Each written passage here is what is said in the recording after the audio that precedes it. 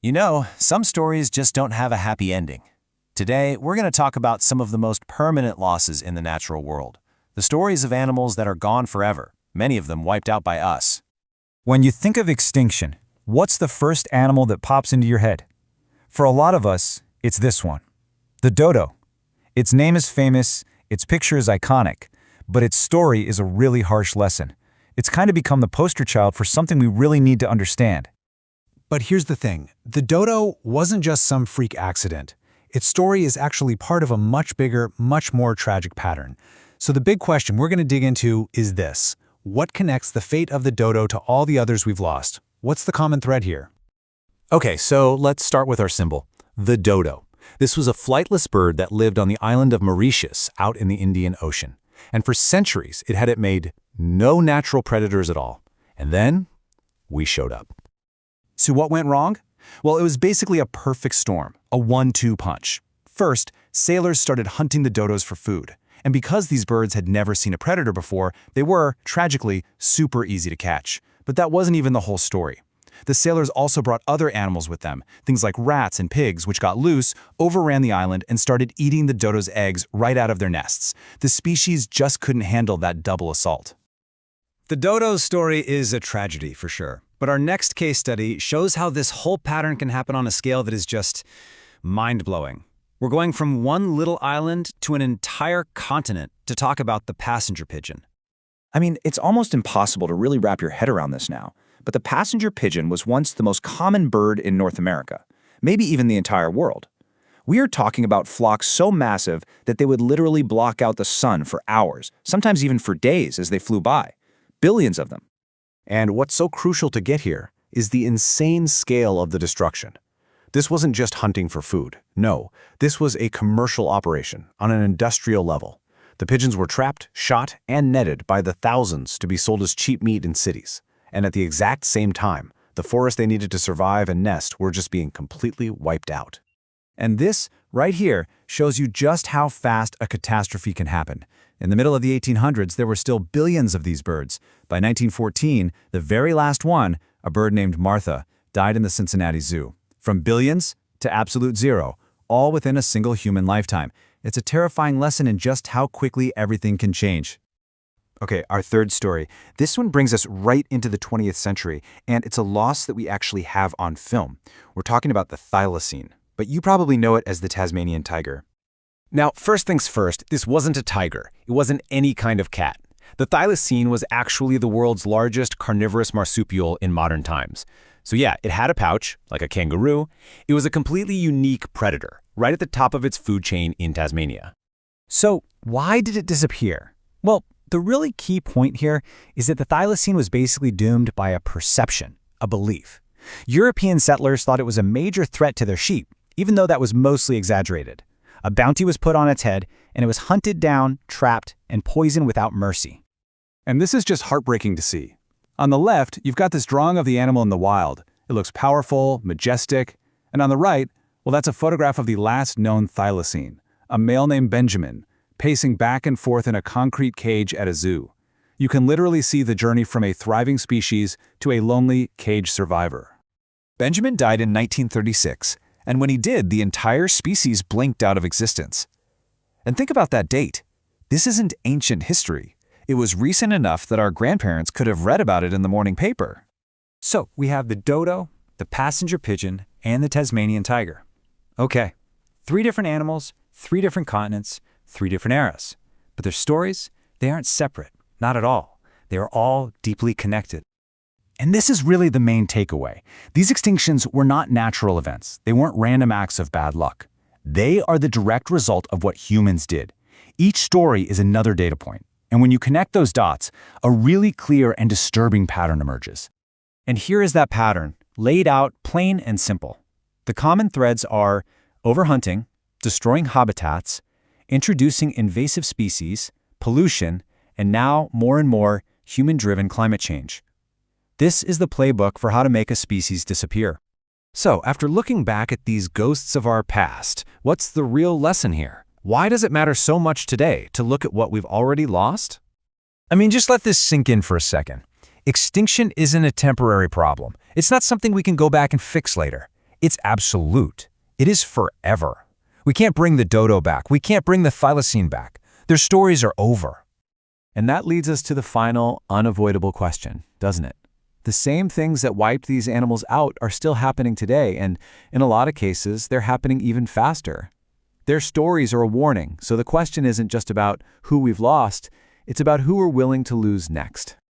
Okay, what if I told you about a sea creature, one bigger than an elephant, slower than a turtle, and so gentle it had literally forgotten how to be afraid? This was a creature that had survived ice ages, predators, you name it, for millions of years. But, well, it couldn't survive us. This is the incredible and tragic story of the Steller's sea cow. Yeah, you're seeing that right. This was a true megafauna of the sea. And yet, from the moment humans first laid eyes on it, its entire species had just 27 years left on Earth. 27! Less than 3 decades from discovery to gone forever. So what exactly was this animal? I mean, to really get why its story ended so badly, we have to understand what made it so unique in the first place. It was a marine mammal, kind of like the manatees and dugongs we have today, but honestly, it was in a whole other league. The sheer scale of this thing is just hard to wrap your head around. We're talking an animal up to 30 feet long, weighing as much as 10 tons. It was this slow-moving, super social grazer, just spending its days floating around, peacefully munching on kelp. And get this, it didn't even have teeth, just these hard plates in its mouth for grinding up its food. And that diet, that's actually a huge piece of the puzzle here. See, the kelp forests it loved to eat only grow in cold, shallow water near the coast. So that meant the sea cow spent all its time right there, floating near the surface just a stone's throw from the shoreline. Incredibly visible and, well, incredibly accessible. And that one simple habit, sticking close to the shore for its food, would end up being the thing that sealed its fate. It was a lifestyle that worked perfectly for thousands and thousands of years, right up until something new showed up in its neighborhood. And here's the detail that changes everything. Living way up in the isolated, freezing waters of the North Pacific, the sea cow had no natural predators. None. So it existed in a world without fear. It literally didn't know what danger was. So when a threat finally did show up, it had zero instinct to run away, zero instinct to fight back. It was just completely and tragically trusting. For centuries, being fearless didn't matter one bit. It lived totally alone, totally isolated. But all of that changed in 1 year, 1741. A single, fateful encounter kicked everything off. So picture this. A Russian exploration ship gets caught in a massive storm. It's wrecked, and the survivors wash up on this desolate island in what we now call the Bering Sea. The crew is stranded, they're starving, and they are absolutely desperate. Now, on that ship was a naturalist, a German guy named Georg Wilhelm Steller. And just through this complete twist of fate, he becomes the first and only scientist in history to ever see, study, and write about the Steller's sea cow while it was still alive. Everything we know, every single detail comes from his journals. And this is where the story gets just so tragically ironic. The shipwrecked crew, they survived because they started hunting these slow, fearless sea cows for their meat. So the very creature that saved their lives was ultimately doomed by their discovery, because once they were rescued, the word got out. And news of a massive, super calm, and easy-to-reach source of meat, fat, and leather, well, it spread like wildfire. Almost overnight, the sea cow went from a totally unknown animal to a hot commercial target. I mean, look at this list. Every single part of the animal was considered valuable. People said a single sea cow could feed a crew of over 30 men for a whole month. Its fat made this amazing oil for lamps that never went bad, and its skin was super thick and tough, perfect for making boats. And so the hunt began. Whalers, fur traders, hunters of all kinds, they swarmed the Commander Islands. To them, the sea cow wasn't some magnificent creature. It was a floating warehouse of supplies, just bobbing there, waiting to be taken. And they were shockingly easy to kill. I mean, just think about it. You've got a giant, slow animal that lives right next to the coast, has absolutely no fear of people, and, this is the most heartbreaking part, Steller wrote that they would often try to help an injured member of their family, which just made the whole group an easy target. It was a perfect storm of vulnerability. The result of this hunt was just an ecological disaster that happened in the blink of an eye. Seriously, this is one of the fastest, most complete extinctions of a large animal by humans that we have ever recorded. This timeline is just staggering. 1741 it's discovered. By the 1750s, the commercial hunt is in full swing. And by 1768, just a few years later, it's over. The last one is gone. Forever. 27 years. From the first time a human ever saw one to total annihilation. Just let that number sink in. A species that had been around for millions of years, erased from the planet in less than a single human lifetime. And to put that into perspective, think about woolly mammoths. They coexisted with humans for thousands of years before they finally disappeared. The sea cow didn't even get 3 decades. There was no time to adapt, no chance to retreat. It was just a total onslaught that it had no way of surviving. So today, all we have left of this incredible animal are skeletons in museums and the drawings that Stellar made. But its story is a powerful, haunting warning from history. And that warning is more relevant today than ever. The sea cow's closest living relatives, manatees and dugongs, they're facing similar threats right now. Not from harpoons maybe, but from boat strikes, from pollution, from losing their habitats. The ghost of the sea cow really shows us just how fragile these gentle giants are. And here's the thing we have to remember. The sea cow's gentle, trusting nature wasn't a weakness. It was a trait that worked perfectly for millions of years. It didn't disappear because of some flaw in its evolution. It disappeared because of human greed and a complete lack of foresight. And that kind of leaves us with a pretty chilling question, doesn't it? The story of the Stellar sea cow is like a mirror, reflecting what we're capable of. If we could wipe out a 10-ton giant that fast, that carelessly, over 250 years ago, what does that say about our responsibility to the vulnerable species that share the planet with us today? Okay, let's be honest. When you hear the word dodo, what's the first thing you think of? Probably something clumsy, right? Kind of foolish, hopelessly out of date. But what if I told you that entire reputation is just wrong? Let's deconstruct the myth of the dodo. So, was the dodo really stupid? That's the big question, isn't it? And the answer is a hard no. The story we've all been told, it's just not true. This wasn't a dumb bird. It was a bird that was perfectly adapted until its world was turned upside down, basically overnight. Yeah, this image of the bumbling, foolish dodo, it's a total myth. The real story is actually way more tragic. See, this wasn't a story about a flawed animal that was destined to die out. No, this is a story about a creature that was a master of its own environment. A perfect paradise that was, well, suddenly and brutally invaded. To really get the dodo, you have to get where it came from. We've got to go to its home. Because its entire evolution, everything about it, was shaped by this one very, very special place. And here it is. The dodo only lived in one place on the entire planet, this tiny, remote island of Mauritius in the Indian Ocean. And the key word here is remote. Just look at it. For millions of years, this place was basically its own little planet, completely cut off from, well, everywhere else. Just try to imagine what that was like. We're talking millions of years in a total paradise. Lush forests, fruit everywhere, a perfect, stable world with zero dangers. That was the dodo's everyday life. And in a place like that, the rules for survival, they're completely different. So you've got this perfect setup, right? On one side, you have total abundance, all the fruit, seeds, and roots you could ever eat. And on the other side, a world without fear. Like literally no land predators. None. So there was absolutely no reason for the dodo to ever evolve things like fear or defensive instincts. Why would it? And this right here, this is the key to the whole thing. The traits we call flaws were actually brilliant adaptations. Think about it. Why waste a ton of energy flying when all your food is on the ground and there's nothing to fly away from? Being fearless isn't stupid if you've never, ever faced a threat. So it wasn't flawed. It was perfectly adapted. Evolution had dialed it in perfectly for its own little world. But of course, that perfect world didn't last. It all came to a really sudden, really violent end. The dodo's paradise was about to be invaded, and the poor bird, it had absolutely no idea what was headed its way. So in the late 1500s, European sailors finally make it to Mauritius. And to them, this fearless dodo was just weird and, a super easy meal. But here's a twist you might not know. While they definitely hunted the dodo, that's not what actually wiped them out. Not even close. The popular story gets that part wrong. The real, true devastation, it came from what they brought with them. The real killers weren't the sailors. They were the things hiding on their ships.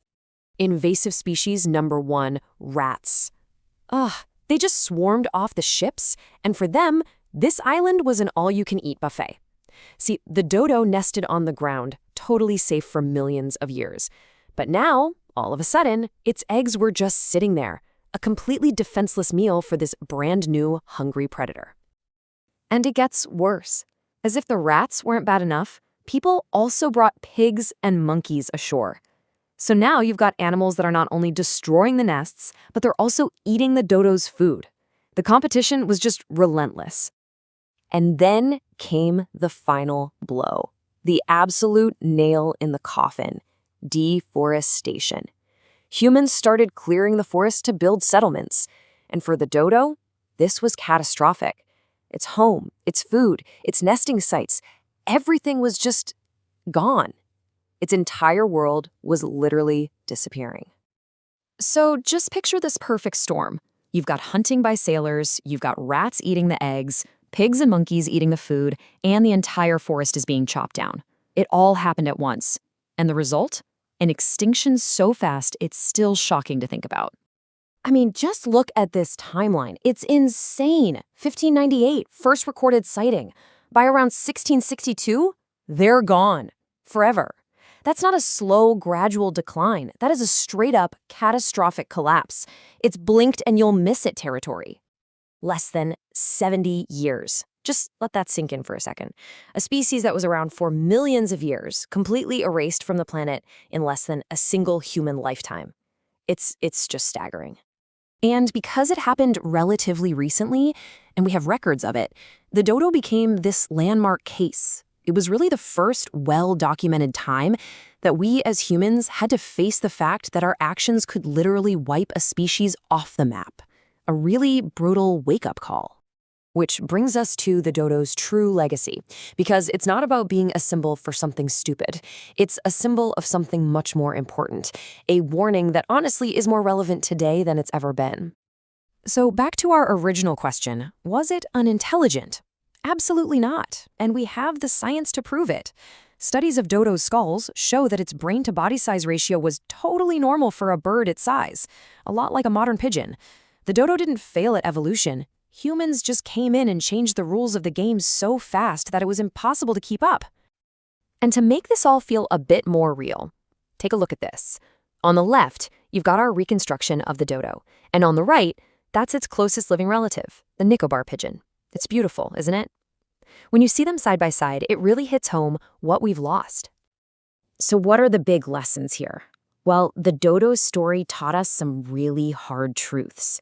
That ecosystems can be incredibly fragile, that introducing invasive species is like setting off a bomb, and that extinction can happen in the blink of an eye, and it's permanent. In a lot of ways, the whole idea of modern conservation was born from this tragedy. So, at the end of the day, the dodo isn't here anymore, not because it was foolish, but because humans were careless. It lives on, but not in the wild. It lives on as a warning. And that leaves us with a pretty heavy question, doesn't it? Have we actually learned anything? Okay, I want you to imagine something. Picture a bird so numerous that when it flies overhead, its flocks can literally block out the sun for days. Now, imagine it's gone. Completely. This is the almost unbelievable story of the passenger pigeon, and trust me, it's a warning we just can't afford to ignore.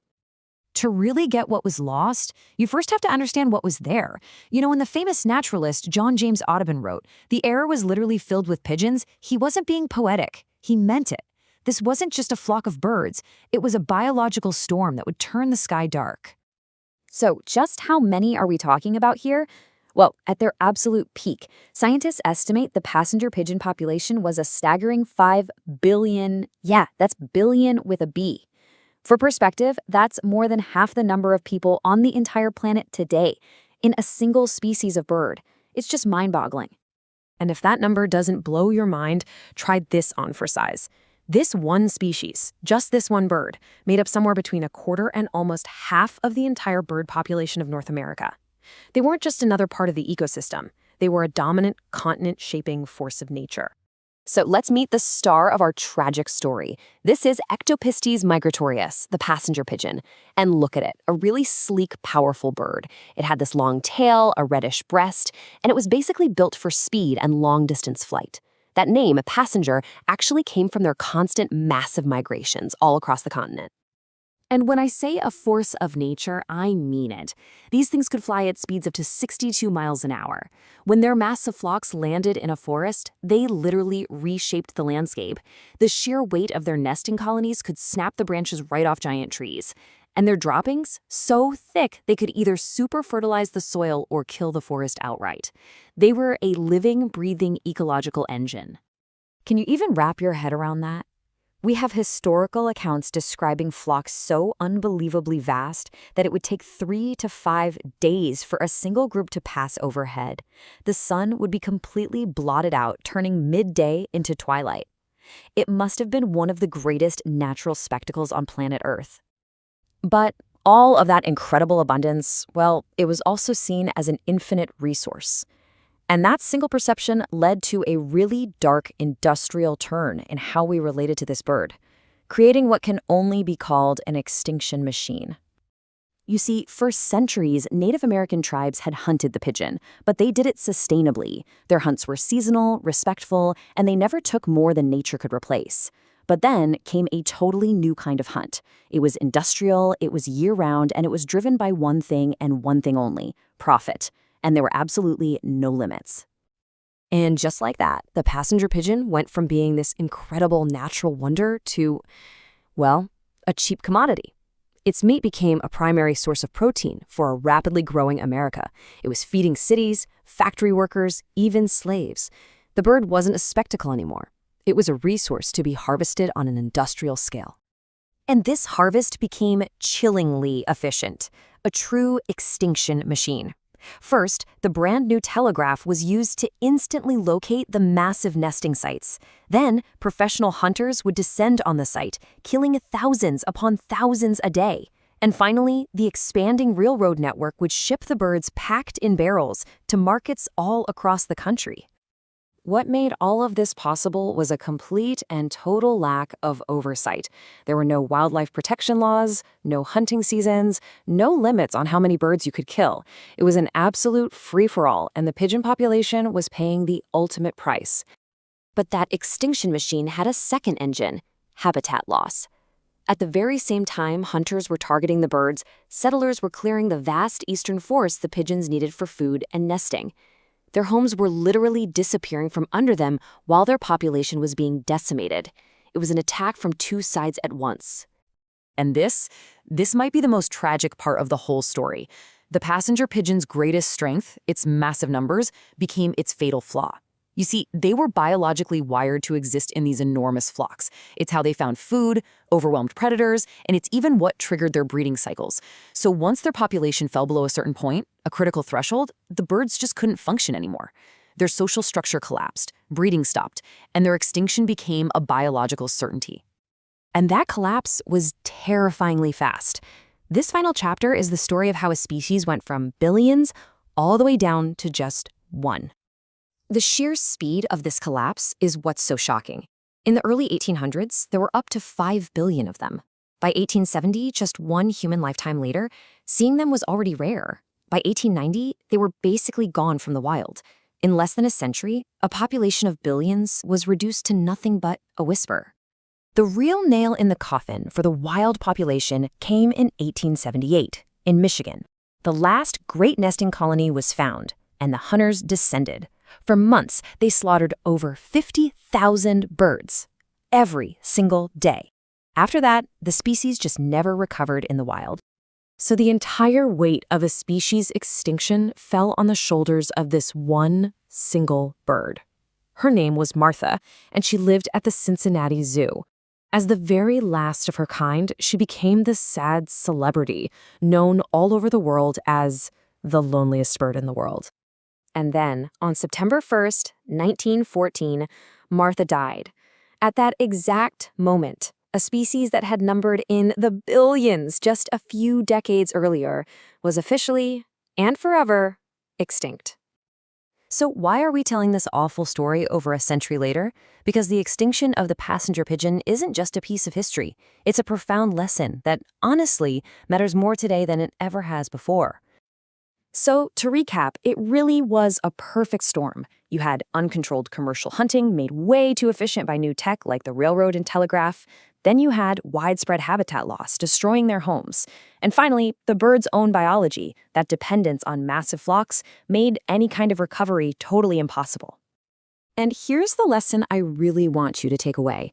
The species didn't just slowly fade away. It fell off a cliff. The collapse was sudden, it was total, and it's a chilling reminder that unimaginable abundance offers absolutely no guarantee against extinction. None. At the end of the day, this really comes down to human perception. The passenger pigeon wasn't weak or unfit for survival. It disappeared because people looked up at those sky-darkening flocks and simply could not imagine a world without them. They acted like the resource was infinite, and they were catastrophically wrong. But if there's any kind of silver lining to this tragedy, it's this. The profound shock of losing the passenger pigeon was a massive wake-up call. It directly led to some of the first real wildlife protection laws and helped kickstart the modern conservation movement. In a way, its loss helped us finally value what we have left. And all of this brings us to one final lingering question. For the people of the 19th century, a world without the passenger pigeon was literally unthinkable. And that makes me ask, what seems unthinkable for us to lose today? All right, today we're going to talk about a truly tragic story. It's about an animal that's completely gone from our world. A predator that vanished, not because it was weak, but because, well, we were careless. So, let's get into the incredible story of the Tasmanian tiger. I mean, listen to that. An animal that's part wolf, part dog, and part kangaroo. It sounds like something from a myth, doesn't it? But this was a very, very real creature. And that description from people who saw it with their own eyes just perfectly captures the mystery of it all. And here it is. Take a look. This haunting black and white photo. It's one of the last real glimpses the world would ever get of the thylacine. It's almost like looking at a ghost, isn't it? A relic from a world we've lost. So what exactly was this animal? I mean, to really get why it went extinct, we first have to understand what it was and, what its place was in the ecosystem. Okay, first things first. Despite the name Tasmanian tiger, it wasn't a tiger. And it wasn't a dog, not even remotely related. It was actually a marsupial. Yeah, that means it carried its babies in a pouch, just like a kangaroo. In fact, it was the biggest meat-eating marsupial of modern times. Basically, it was Australia's version of a wolf. And it had some absolutely incredible features. Of course, there's the pouch for its young, and those famous stripes that gave it its name. But get this, its jaw could open to a mind-blowing 120 degrees. Can you even picture that? It was a specialized hunter, came out at night, and was just perfectly built for its environment. For millions of years, the thylacine was doing just fine. It thrived. But then, its world started to shrink. It got pushed into a corner, one it could never escape from. So let's look at how the beginning of the end really started. So what's interesting is that the trouble started thousands of years before Europeans even showed up. On mainland Australia, the thylacine was already under huge pressure. Humans introduced dingoes, and that was a game changer. Dingoes hunted in packs and were just better competitors. So between the dingoes, hunting by early humans, and a changing climate, the thylacine was wiped out everywhere on the mainland. Its only safe place, its last refuge, was the island of Tasmania. And this right here is where the final conflict really kicks off. On one side, you have the island's native top predator, and on the other, you have European settlers showing up with their most prized possession, sheep. You can just see they're on a collision course, right? And the reaction was, well, it was immediate and it was brutal. A sheep goes missing, blame the thylacine. Often, there was zero evidence, but it didn't matter. It was instantly branded a sheep killer, just vermin that needed to be dealt with. And that single label, pretty much sealed its fate. So once you've labeled this animal as the enemy, as a threat to everyone's livelihood, well, that sets the stage for a really dark chapter. We're not just talking about a few farmers protecting their flock anymore.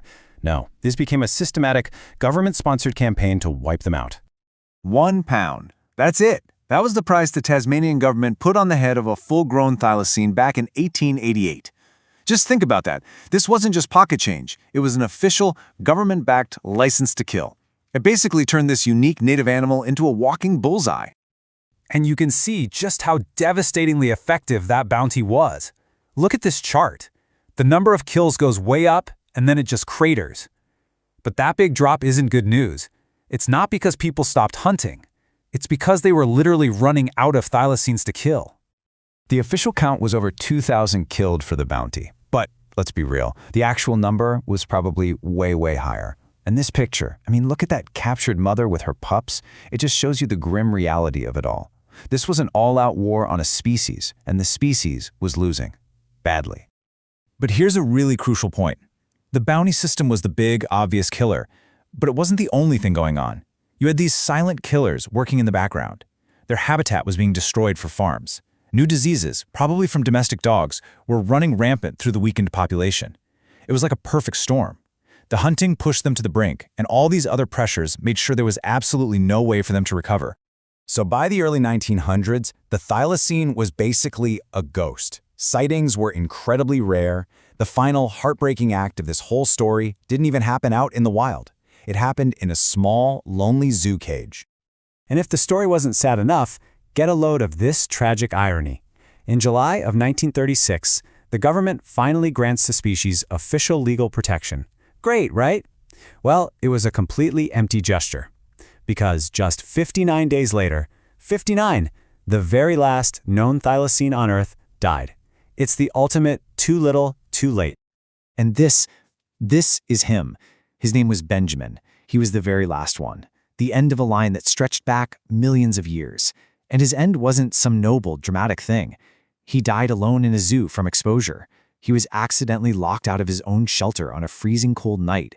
An entire species, gone, because somebody forgot to open a door. You know, this quote, it really hits home. Extinction is permanent, regret is forever. The story of the thylacine isn't just about some animal that disappeared a long time ago. It's a story about us. It's about our choices, our ignorance, and the fact that some actions have consequences that are truly, truly permanent. That silence, the silence where the thylacine used to be, it's a massive warning sign for us today. It forces us to look around at the animals that are currently endangered and ask ourselves a really tough question. What are we going to protect now? Before it's too late. Before all we have left is another story, more black and white photos, and a whole lot of regret. Okay, picture this. A bird that once covered the entire North Atlantic. We're talking millions of them. A true giant of its world. Now, imagine it's gone. Like, completely and forever. That, right there, is the tragic story of the great auk. So this is it, the great auk. And get this, long before we even knew about the penguins in Antarctica, this was the original penguin.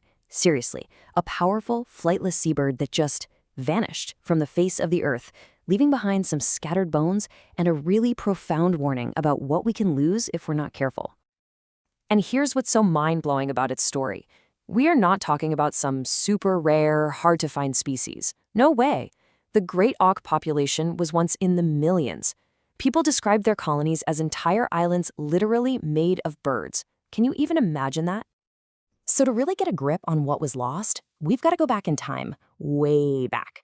Back to a time before everything went wrong, when the great auk was basically the king of its world, perfectly adapted and just thriving. It had very few natural threats. I mean, just look at this range. It was absolutely incredible. The great auk commanded the cold waters of the entire North Atlantic. We're talking from Canada and Greenland all the way across to Iceland, Scotland, and even Norway. This whole vast area, that was its kingdom. And the bird itself was pretty impressive, you know? It stood about 2.5 feet tall. But the key thing about it? Completely flightless. Yeah, on land it was kind of clumsy and slow. But once it hit the water, whoa, it was like a torpedo. An absolutely expert swimmer, perfectly built to hunt fish like capelin and herring. Okay, here's a super cool fact for you. The word penguin, it was originally their name. That's right, the great auk's scientific name is Penguinus impennis. It was only way later that European explorers saw those similar-looking birds in the southern hemisphere and started calling them penguins too. 1. Just 1. This single number, this was the great auk's fatal flaw. You see, a breeding pair laid only 1 egg each year. That's it.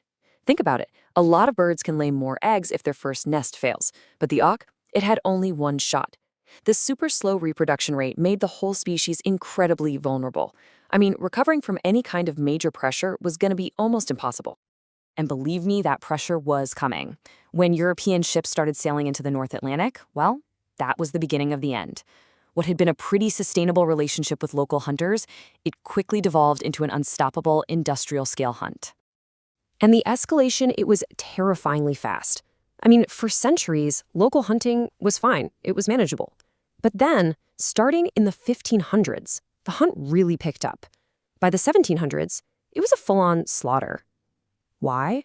Commercial demand.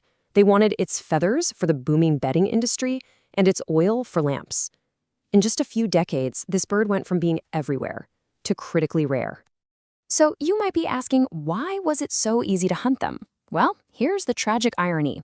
The very things that made them so successful in their environment were what doomed them. They couldn't fly away.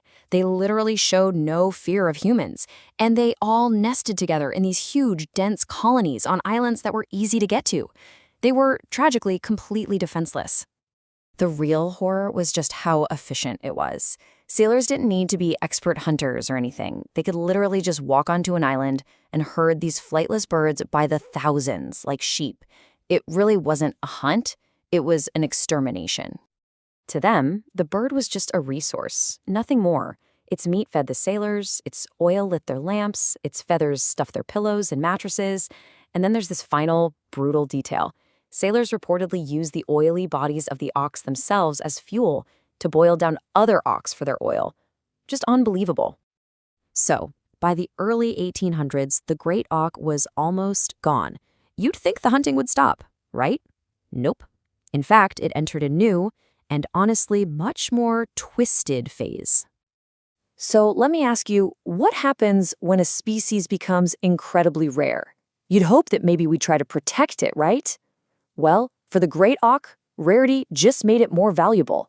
It put a price on its head. It's true. Rarity created this collector's frenzy. Suddenly, museums and wealthy private collectors were desperate to own a specimen, a stuffed skin or uniquely patterned egg. It was a status symbol. This drove prices sky high and basically put a bounty on the heads of the very last survivors. And their final refuge, it was this place, Eldey Island, a desolate, lonely volcanic rock off the coast of Iceland. This is where the last known great auks on the entire planet were making their final stand. The date was June 3rd, 1844. On that day, a boat with 3 hunters landed on Eldey Island. They'd been hired specifically to collect specimens. And there, among the rocks, they found them, a breeding pair, the last male and the last female known to exist.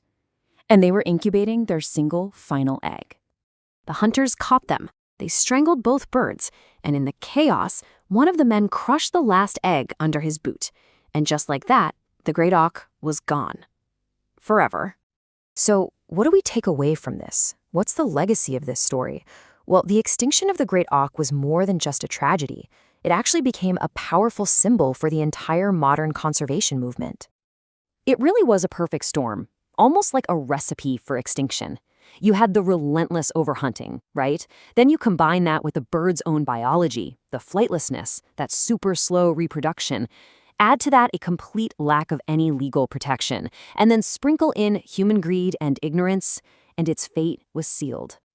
You know, the difference between then and now is just huge.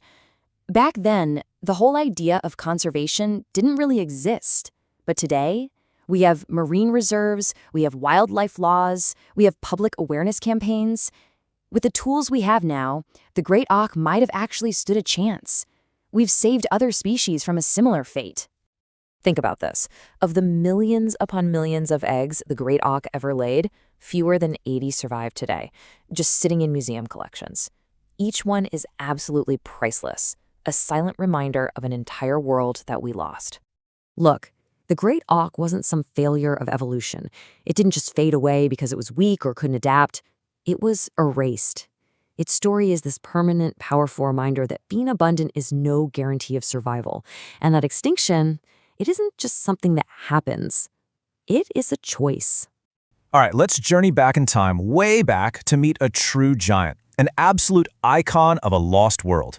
You know, this isn't just a story about some ancient animal. It's really a story of survival against all odds, a story of a planet in massive flux, and, well, ultimately, it's a story that tells us a lot about ourselves. So, I want you to picture this, a world thousands of years ago, right at the peak of the Ice Age. It's a vast, frozen landscape called the steppe tundra, and it just stretches on forever. It is cold, it's dry, and it is brutally unforgiving. But one incredible creature didn't just survive here, it absolutely thrived. And that creature, of course, was the woolly mammoth. It was the undisputed master of this frozen kingdom, an animal so perfectly designed for the cold that it basically defined an entire era. Now, to really understand this animal, you have to get your head around its sheer scale. A fully grown male could stand up to 11 feet tall at the shoulder. That is literally like a one-story building made of fur and muscle walking around. And it weighed a staggering 6 tons. I mean, this wasn't just an animal, it was a living, breathing force of nature, powerful enough to reshape the entire landscape with every single step it took. Every single feature of the mammoth was a precision tool for survival. I mean, its long, shaggy fur, that was its heavy-duty winter coat. Underneath that, a thick layer of fat for insulation. Even its ears were small, which helped it save precious body heat. And those magnificent tusks, they were like its own personal Swiss Army knife, used for everything from clearing snow to find food to fending off predators. So you go from these bare bones, these fossils, to this, a living, breathing giant. This is what scientists and artists have been able to piece together, taking ancient remains and showing us the massive creature that once completely dominated those frozen plains. You know, mammoths were so much more than just inhabitants of the Ice Age. In a lot of ways, they were its architects. They're what we call a keystone species. Their every action had this huge ripple effect. By stomping down deep snow, they made it easier for other animals to find food. By eating grasses and spreading their seeds, they helped keep those vast open plains healthy. They were kind of like the gardeners of the tundra. But, as we all know, no kingdom lasts forever. After thousands of years of icy stability, the world, it started to change. The Great Thaw was coming, and for the mammoth, this was the beginning of the end. So right around 12,000 years ago, the planet's thermostat just started to crank up. Glaciers that had covered entire continents for ages began to melt and pull back. The world that the mammoth had completely mastered was quite literally melting away right under its feet. And this right here shows you exactly why that warming climate was such a disaster for the mammoth. Their world, the cold, dry steppe tundra with its endless grasslands, was absolutely perfect for a giant grazer. But the new world, it was warmer, wetter. Forests and wetlands started taking over the open plains. The very food that sustained them started to disappear. Their entire world turned against them. But climate change wasn't the only problem. As the mammoth's world was shrinking, a brand new, incredibly smart predator was on the rise. And that combination, it would prove to be absolutely lethal. For early humans, a single mammoth was like a walking hardware store and grocery aisle all rolled into one. The meat could feed a whole clan for months. That thick fur gave them essential clothing and shelter. The bones were strong enough to build huts or be carved into tools, and the ivory tusks? They were used for art, for jewelry, and for deadly weapons. The motivation to hunt them was just immense. And this, right here, this is the core of the story. On one side, you've got a changing climate that's weakening the mammoth populations, shrinking their home. And on the other, you have a highly organized, relentless new predator spreading across the globe. It was truly the perfect storm. So this brings us to what scientists now call the double impact theory. The idea is that it wasn't just climate change, and it wasn't just human hunting. It was both, working together. Climate change dealt that first huge blow which made the mammoths vulnerable, and then our ancestors delivered the final decisive one. But the story doesn't just end there. Because while the mammoths vanished from the great continents, a small, isolated group held on, and their timeline is, frankly, absolutely shocking. way off the coast of Siberia, on this remote Arctic outpost called Wrangel Island, a little pocket population of mammoths survived. They were totally cut off from the mainland and, for a long time, from humans. They were the very last of their kind. Okay, get ready for this, because it's one of the most incredible facts in all of prehistory. The Great Pyramid of Giza was already standing for 1,000 years when the last woolly mammoth died. Just let that sink in for a minute. These weren't just some abstract ancient creatures, they were still walking the earth while human civilizations were building the wonders of the ancient world. So the mammoth story is so much more than a fascinating piece of history. It's a powerful legacy, really. A warning that echoes all the way into our world today. And it even raises some pretty wild questions about the future. Which, of course, leads to the biggest question of all. With all of our modern genetic technology, could we actually reverse extinction and bring the woolly mammoth back to life? And you know, it's not pure science fiction. Thanks to the deep freeze of the Siberian permafrost, scientists have found these remarkably well-preserved mammoth carcasses, complete with skin, muscle, and, most importantly, readable DNA. And this has kicked off a really serious scientific effort that we now call de-extinction. But the very possibility of de-extinction raises these huge questions, right? I mean, is it even ethical to bring a species back into a world that isn't its own anymore? Could our modern ecosystems even handle the return of such a massive animal? And what are the unintended consequences we can't even predict? But whether or not we ever see a living, breathing mammoth again, their story serves as this stark and incredibly powerful warning. It teaches us that even the most dominant, perfectly adapted species on the entire planet can be pushed to the brink when it's faced with a rapidly changing climate and overwhelming pressure from humanity. You know, maybe the best way to see it is this. The mammoth didn't fail evolution. Not at all. It was an unbelievable success story that lasted for hundreds of thousands of years. The real question is, did humanity fail to protect it? And what are we going to do with that knowledge today? Today, we're going to talk about a ghost from the grasslands of South Africa. It was a living, breathing puzzle, and its story is way more than just a piece of history. It's actually a pretty stark warning for our own time. So, let's get into it and uncover the mystery of the quagga. So take a look at this. It looks like a paradox, right? The front half is a zebra, totally familiar. But then as your eyes move down its back, the stripes just fade away into the plain brown coat of a horse. This wasn't some myth or a legend. This was a real animal. And this is where our story really kicks off, with this visual puzzle. Section 1. A zebra half erased. I mean, this is the question that bugged naturalists for over a century. What was this thing? Was it some kind of weird hybrid, a totally separate species, or something else entirely? Okay, to start solving this, let's just cover the basics. The quagga, it was a herbivore, part of the horse family, and it lived on the plains of South Africa. But obviously, its most defining feature was that incredible coat. Stripes up front, solid brown in the back.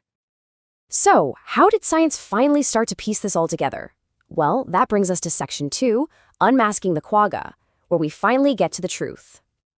You know, what's interesting is the name itself. Quagga isn't some formal scientific term. It's actually onomatopoeic. It comes from the local Khoikhoi language, and it's meant to sound just like the animal's call, something like kwa-ha-ha. For over 100 years, the scientific world was pretty much set. The quagga was its own unique species. End of story. But then, 1984 happened. Scientists managed to get DNA from an old preserved quagga skin, and it just flipped everything upside down. The truth? The quagga wasn't a separate species at all. It was just a subspecies of the regular old plains zebra. And this was a huge deal. This made the quagga the very first extinct animal to ever have its DNA analyzed. This study didn't just relabel an animal, it literally kicked off a whole new field of science, proving that we could unlock the genetic secrets of creatures that have been gone for a long, long time. But here's the tragic irony, right? Just as we were finally starting to understand what the quagga really was, we had to face the fact that it was already gone. And that leads us to the saddest part of this story. Section 3, the path to extinction. So how did this happen? It wasn't some asteroid or an ice age. It was a slow burn disaster caused by people. For one, they were hunted like crazy for their meat and their cool-looking hides. Two, as farmers moved in, They saw the quaggas as pests competing with their cattle for grass, so they just wiped them out. And 3, back then, people didn't really get the concept of extinction.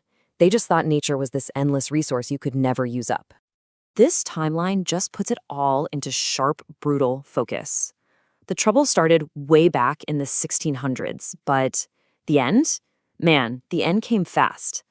By the late 1870s, they were gone from the wild. And then, just a handful of years later, on August 12, 1883, the very last one, a female in a zoo in Amsterdam, died. And here's the part that's just haunting. Her death wasn't some big event. There was no announcement. Nobody at the zoo even knew she was the last one. The world only woke up and realized the quagga was extinct after it was already gone. It just vanished in total silence. That silence, though, has been echoing for decades, which brings us to the quagga's modern story. Section 4, A Ghost's Second Chance.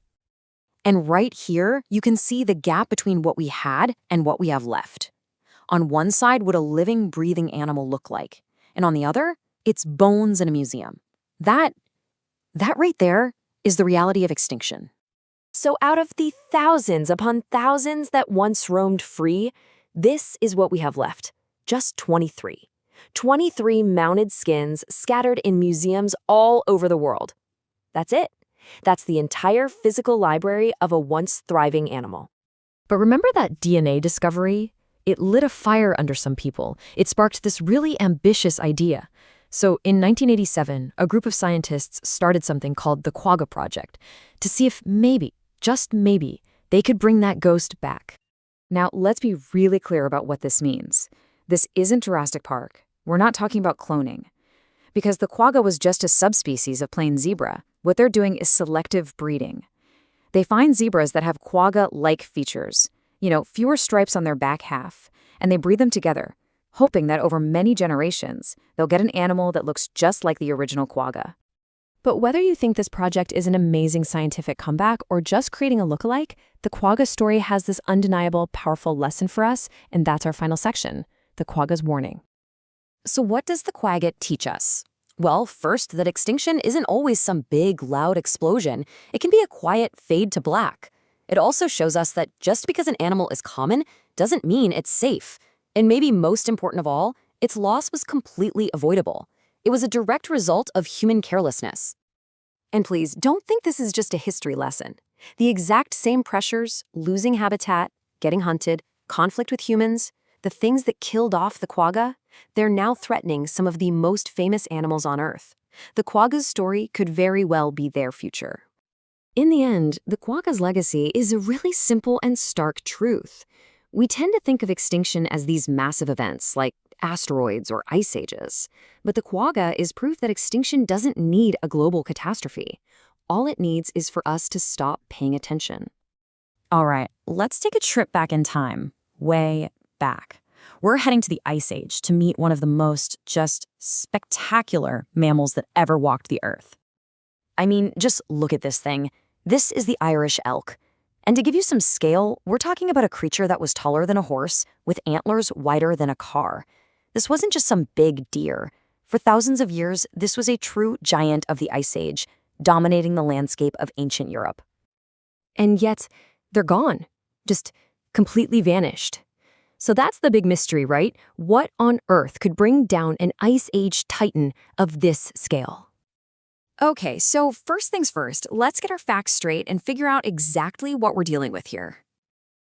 Right off the bat, we need to clear up a couple of huge misconceptions. First, the so-called Irish elk, well, it wasn't actually an elk. And second, while we found some amazing fossils in Ireland, its territory stretched way beyond that, all across Europe and into Asia. Its scientific name, Megalosaurus giganteus, is actually a much better fit. It literally means the giant horned one. So to really wrap your head around its size, let's start with the height. At the shoulder, it stood around 7 feet tall. Think about that. That means you could be standing next to a horse, and this thing would be looking right over the top of it. Easily. And it wasn't just tall, it had the weight to back it up. We're talking about adult males weighing in at a massive 600 to 700 kilograms. This was a seriously, seriously powerful animal. But this next part is the real showstopper. The antlers. They could span up to 12 feet wide. That's the largest antler span of any animal, ever. Nothing else in history has even come close. So what in the world were they for? And that very question brings us right to the heart of the paradox of the Irish elk. It's all about its most incredible feature, those giant antlers. Now, your first thought might be, okay, those are weapons, right, for fighting off predators like cave lions. And that makes sense, but you'd be wrong.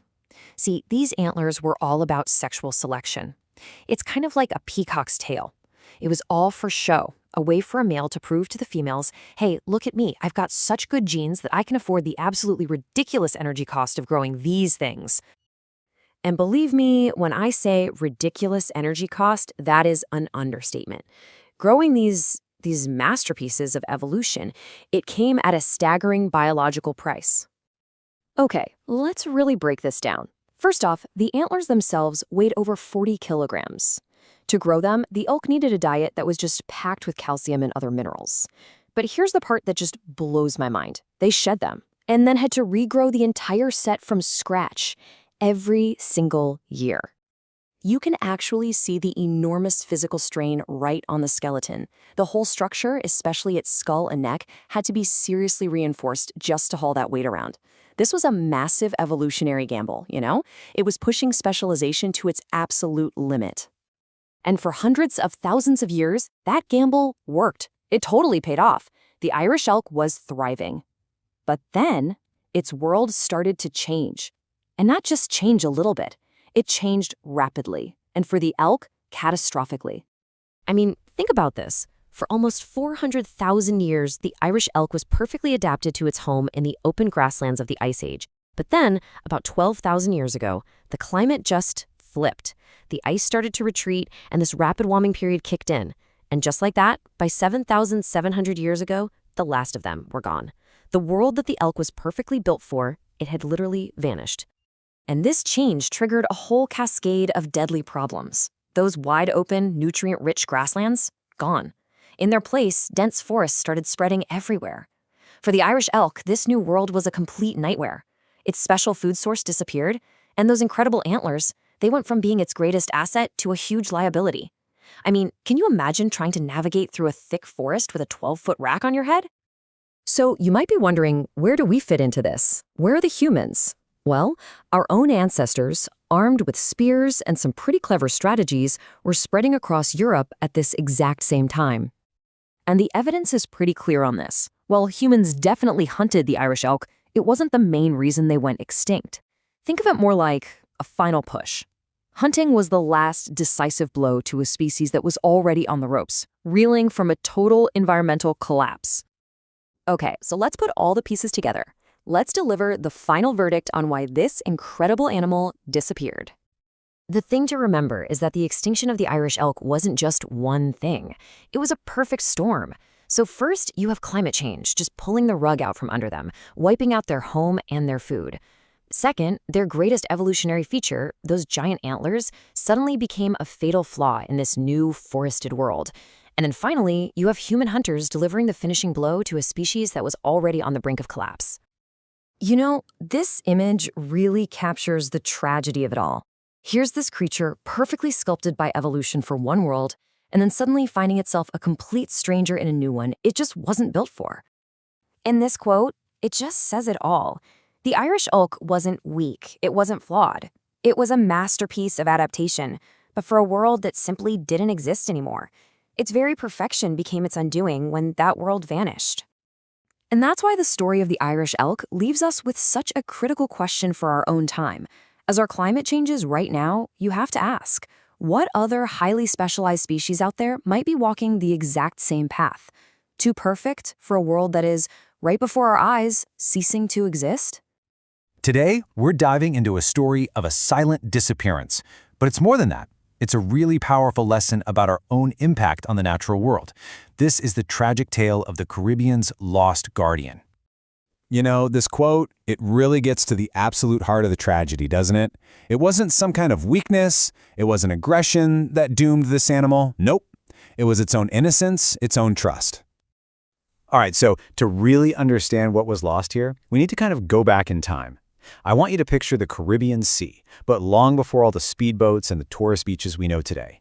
Just imagine a much quieter world, a world that was home to this gentle guardian just resting peacefully on its warm, sandy shores. But that world and that guardian, they're just gone.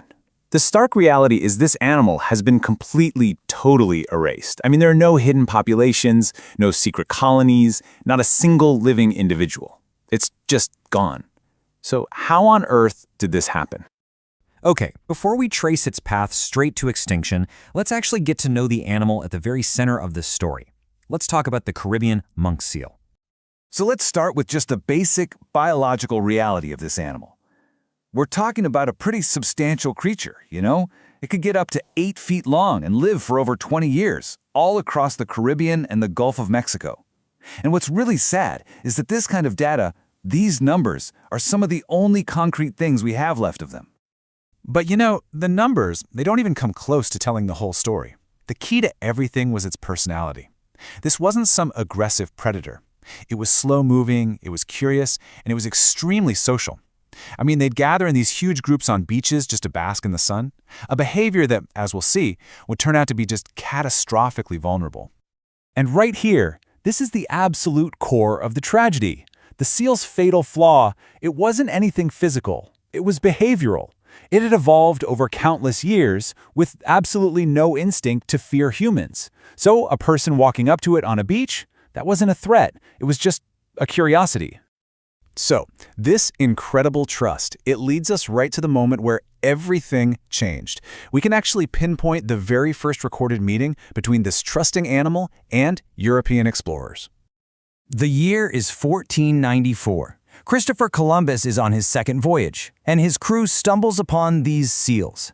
Now, you'd think they'd be amazed, right? A magnificent new species. But no, they saw one thing, a convenient source of fresh meat. And because the seals had no fear, they didn't run, they didn't fight back. And just like that, the beginning of the end was set in motion. Now, what followed that first encounter? Well, it wasn't just some isolated event. Not at all.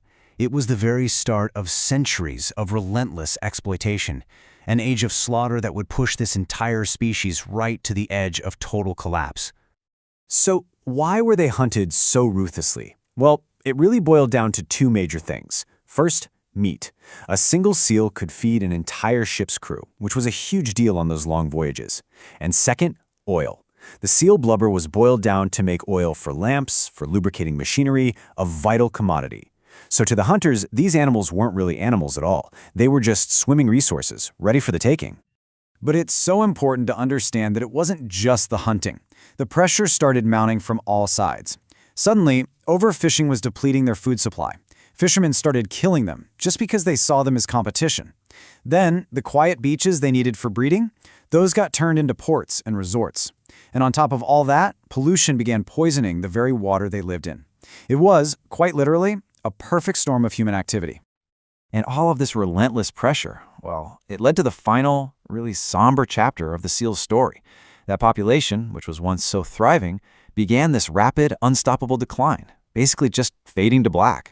By the time we hit the turn of the 20th century, the year 1900, the damage was it was undeniable. The Caribbean monk seal was already considered incredibly rare. In fact, many people believed it was probably already extinct, even back then. Then we have 1952. This is a really important date because it marks the last confirmed, undisputed sighting of a living Caribbean monk seal. It happened at this remote spot called Serenilla Bank. And after that one single observation, just silence. Now, for decades after that, scientists and conservationists, they held out hope, right? They kept searching, thinking maybe there was a small hidden colony somewhere. But after years and years of exhaustive and ultimately fruitless surveys, the official declaration was finally made in 2008. The species was officially and forever extinct. And that brings us to this final stark number, 0. That's how many are left. The species was gone, leaving absolutely nothing behind. But you know, the story doesn't really end with its disappearance, because now it becomes a lesson for us, today. It's a critical warning, and one that you have to wonder, have we even learned it yet? When you look back, it's like you can see the whole recipe for extinction laid out. It wasn't just one thing, not by a long shot. It was this devastating combination. You had unregulated hunting, industrial exploitation, you had overfishing taking away their food, habitat destruction taking away their homes, and maybe the most damning ingredient of all, widespread human indifference. And this is a truly grim, unique distinction to hold. This is the only seal species known to have been driven to extinction entirely by human actions. And the real kicker? By the time people started seriously talking about protecting them, the conversation was already pointless. It was too late. There was simply nothing left to protect. And this forces us to ask a very direct and, frankly, a pretty uncomfortable question. I mean, think about it. The factors that led to this extinction, they haven't gone away, have they? So are we just destined to repeat this exact same story with other species? The monk seal's story isn't just history. It's an urgent warning for today, for all the other vulnerable marine life out there. Endangered dolphins, dugongs, sea turtles, even entire coral reef ecosystems, they are facing a very similar perfect storm of pressures right now. Extinction isn't something that just happens overnight. It happens step by step, usually while we're all looking the other way. And so we end up right back where we started, with this powerful idea of trust. The Caribbean monk seal trusted the sea, sure, but it trusted humans even more. And in the end, that trust cost it everything. Its very existence. You know, what if I told you that just a few hundred years ago, there was a bird walking around that was taller than a person? I mean, a creature so huge it's almost impossible to believe it was real. Well, it was, and this is its story. The story of the moa and how it disappeared in what was, geologically speaking, the blink of an eye. Just try to picture it. You're standing face to face with this giant. A bird that could literally look you right in the eye. We're talking over 500 pounds. And get this, absolutely no wings to escape. For thousands and thousands of years, this creature was the king of its world. And this really shows you the scale, doesn't it? That largest one there in orange was just a true behemoth. Seriously, we're not just talking about a big bird like an ostrich. This was megafauna. We're putting it in the same category as woolly mammoths and saber-toothed cats. Just incredible. So what was this incredible creature really like? Okay, let's dive in and get to know the giant we lost. I mean, these numbers are just staggering. 12 feet tall, 12 feet with its neck stretched out. That made it the tallest bird that we know ever existed. And it could live for up to 50 years, just this gentle giant wandering through the forest of New Zealand, eating leaves and fruits. Pretty peaceful, right? Okay, and here's what makes the moa just completely unique. You think of other flightless birds, right? Like ostriches or emus. They still have those little kind of useless wings. The moa, it had nothing, not a single trace. It's the only bird group we know of that totally lost its wings through evolution. Gone. So you gotta wonder, how could a bird lose its wings completely and still do so well?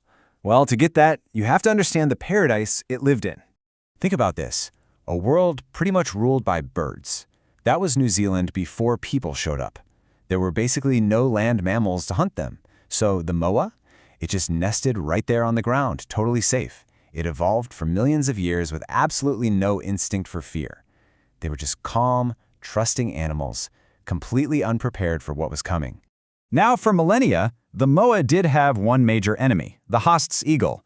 And this was the largest eagle that ever lived, by the way. And yeah, it hunted moa. But that was— Okay, so picture this. A bird. So big. It sounds like it's straight out of a myth.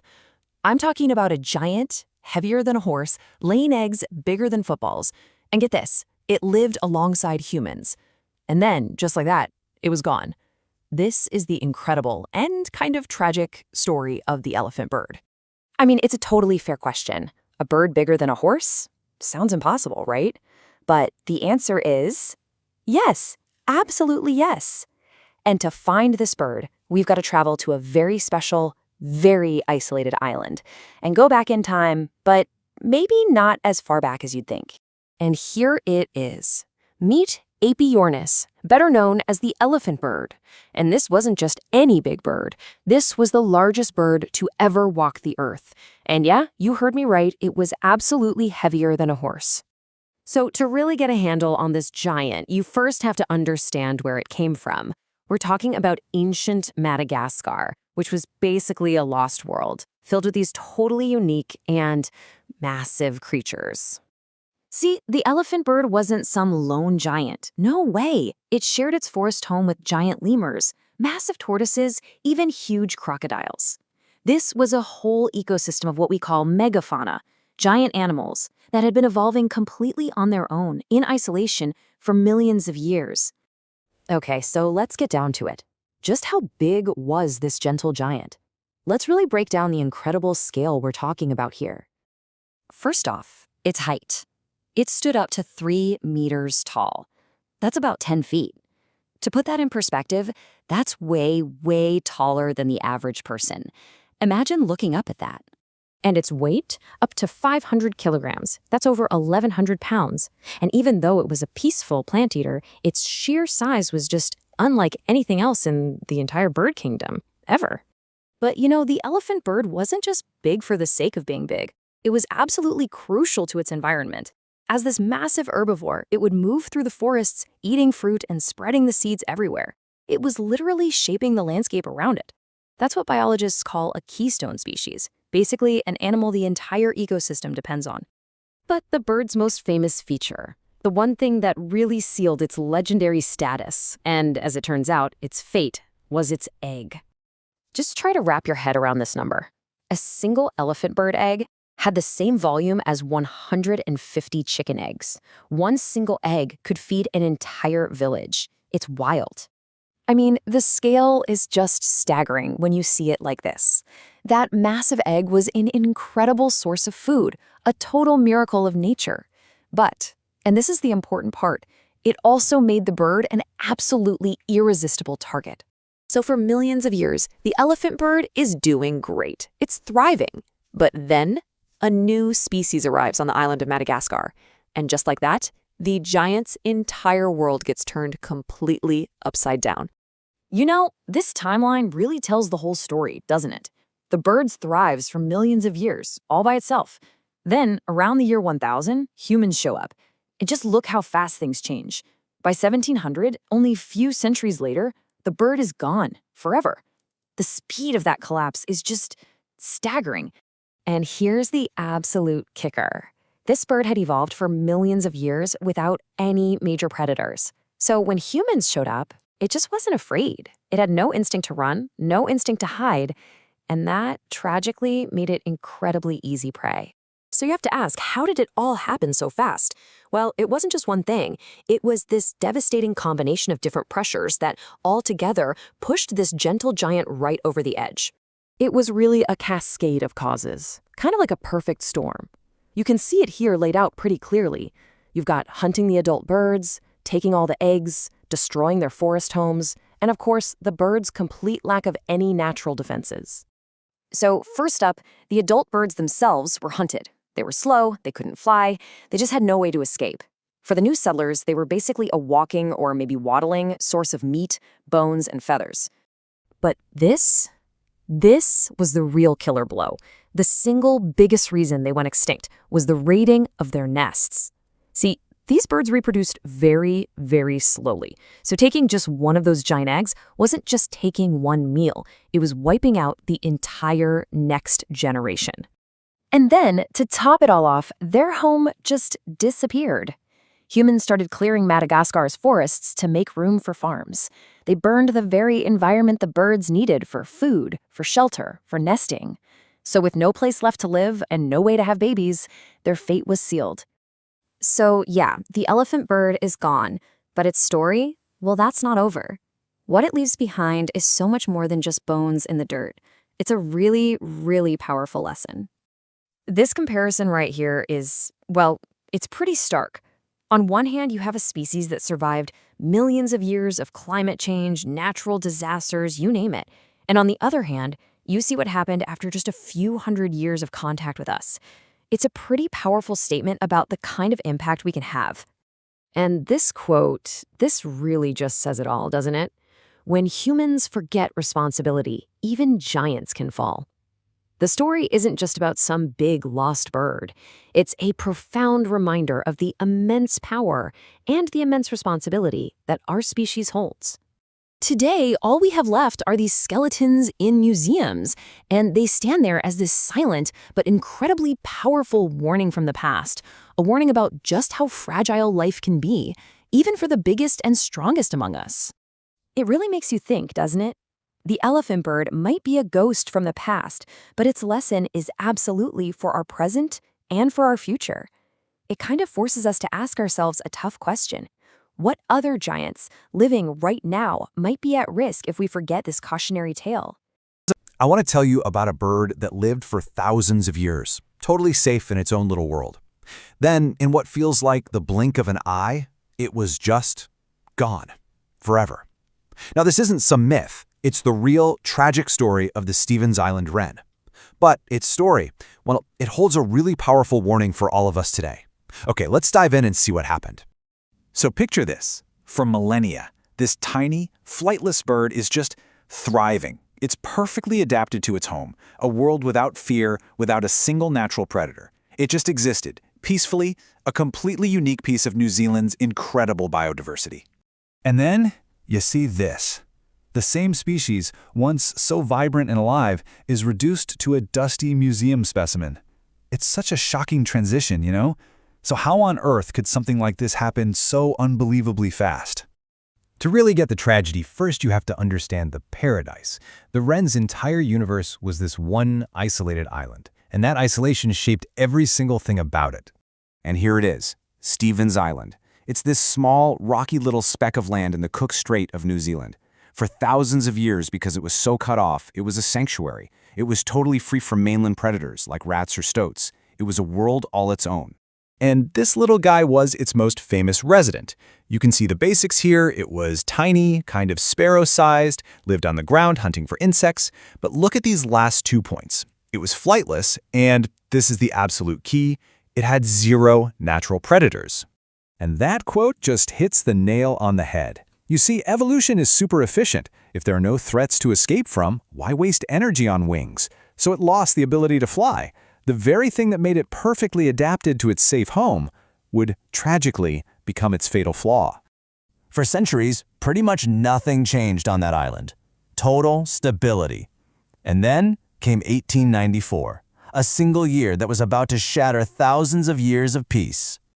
For the first time ever, humans arrived on Stevens Island. Their reason was a good one, to build a lighthouse to guide ships through that dangerous strait. So they brought keepers and supplies and buildings to this land that had never been touched before. And along with all that stuff, they brought something else. An animal that, in this very specific, isolated place, would become the perfect killing machine. Cats. What happened next is honestly one of the most bizarre and heartbreaking stories in the entire history of science. The world was about to learn of the Stevens Island wren at the exact same moment it was being wiped off the face of the earth. Now, you might have heard the legend, right? The story that a single cat, the lighthouse keeper's cat named Tibbles, was responsible for the whole thing. The reality, well, it's a bit more complex, but it's no less damning. Tibbles was probably the first, but a feral population exploded really quickly, and together they became this unstoppable hunting force against a little bird that didn't even know it was supposed to run away. And this is the part that just blows my mind. This bird was totally unknown to the outside world. It was basically discovered and declared extinct in the same breath. Just think about that for a second. The only reason the world found out this bird existed is because its killer was leaving its remains on a doorstep. So the lighthouse keeper, a guy named David Lyle, he was also an amateur naturalist. When his cat started bringing him these weird little birds, he realized, hey, this is something special. So he sent specimens off to scientists. But by the time the letters came back saying, wow, you found a new species, it was already too late. Let's just lay this out on a timeline, because the speed, the sheer unbelievable speed of this collapse is what makes this story so utterly shocking. Okay, just look at this. For thousands of years, a stable population. Everything's fine. Then, 1894, humans and cats arrive. By 1895, just 1 year later, the population is in absolute freefall. And by 1896, it's over. The Stevens Island wren is gone. Forever. That's it. Less than 2 years. From a thriving, unique species that had been around for ages to nothing. An entire branch of the evolutionary tree just sawed off in the blink of an eye? The wren's story is a complete tragedy, of course, but its extinction wasn't entirely in vain. It ended up serving as this brutal, unforgettable lesson for all of us. So what really caused this perfect storm? Well, you had an incredibly efficient new predator, the cat, dropped into this tiny closed-off habitat. The prey, the wren, was completely defenseless, remember, couldn't fly. And the whole thing was underpinned by a simple but fatal lack of understanding about the delicate balance they were destroying. And this is the wren's true legacy. This one single tragic story became a massive wake-up call. It shocked the scientific community, and it directly led to the strict biosecurity laws we have today, first in New Zealand and then inspiring others around the world, all designed to stop something like this from ever happening again. So today, all that's left are these few preserved specimens in museums. They just sit there in silence, but their story shouts a warning across the decades.